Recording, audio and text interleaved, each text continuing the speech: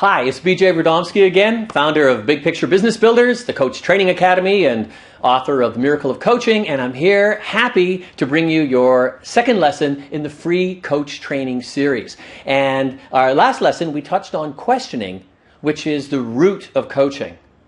Well, a question is really important only if you're going to be listening. And that's what today's lesson is about. Today is about listening. Some of the key aspects or key concepts in being a truly effective coach-style listener. Your role as a coach is to identify the client's thoughts and belief systems, and that way you'll be able to better affect how they can achieve their goals. Now, how do you identify the client's thoughts and belief systems? Well, you do that through listening. You do that through their words. Their thoughts and the beliefs that they hold are all present in their vocabulary. It's present in their words. In coaching, we often use the word distinction. And the distinction is listening for the word and digging deep to find what that word really means to your client. As an example, one that I hear quite often as an executive coach is people telling me they're quite busy. Oh, they're very busy. Well, what does busy mean? Does busy mean you're disorganized? Does busy mean you're not focused?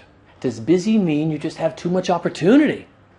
What is the true meaning of that word? And if I hear the word busy coming up over and over, if that's part of my client's key vocabulary, I'll know where to focus to help move them forward. The vocabulary is key. Most of us have a vocabulary of about 10,000 words. And it's these words that we use over and over that represent our beliefs, our habits, and our thought patterns. So as you're listening to a client and you hear these words, you now have the key to unlock the door to help move them forward. There are 4 levels of listening that will help you hear the distinction in your client's vocabulary. And the first level of listening is cosmetic listening. This is where you look like you're listening, but really you're not. That one we don't really want very much in coaching. The second level of listening is conversational. And this is how most people listen during the day. So you're hearing what the other person is saying, and at the same time you're preparing your response, you're preparing your answer. Conversational listening, it's okay around the water cooler. It's not what you want when you're in a coaching session with your client. The third level of listening, where we're starting to get a little bit higher, is that of active listening. So active listening is very focused. You're paying attention, perhaps paraphrasing back what the client is saying, and you're starting to hear some of the meaning of their words.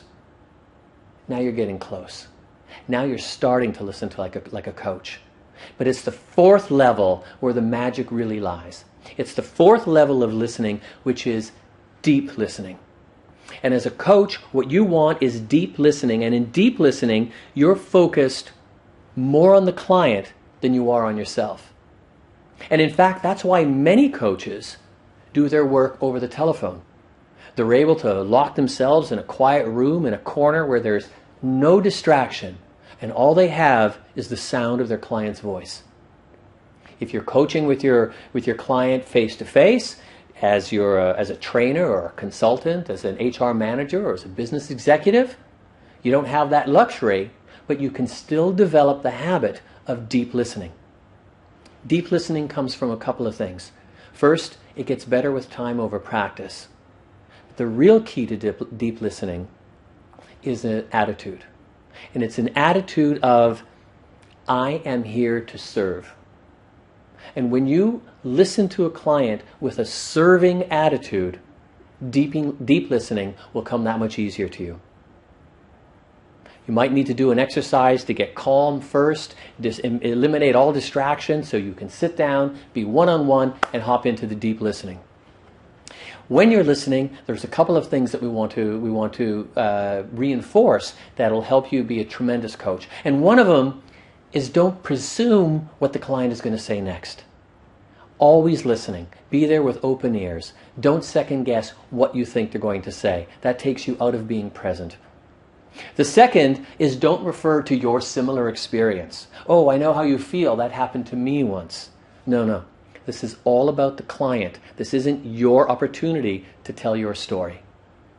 The third is, when we are listening, we don't want to be looking for clues on how we can use those words to control, to take the client back to a solution that we've predetermined. And fourth is listening, just listening, not listening for a way to make yourself look smart or appear as a guru or position yourself as some type of expert. That takes away from the collaborative relationship that we're looking in coaching and with our client. So, closing comment, as a coach, it's not just listening to the client, it's what you're listening for. If you have any questions or comments about today's lesson, please send me an email, drop me a line, let me know what you're thinking, and I'll be sure to respond to you either personally, one-on-one, or I'll prepare another video answering some of these top questions and include that in our series. So, thank you very kindly, be well, and I'll see you in the next video. Thank you.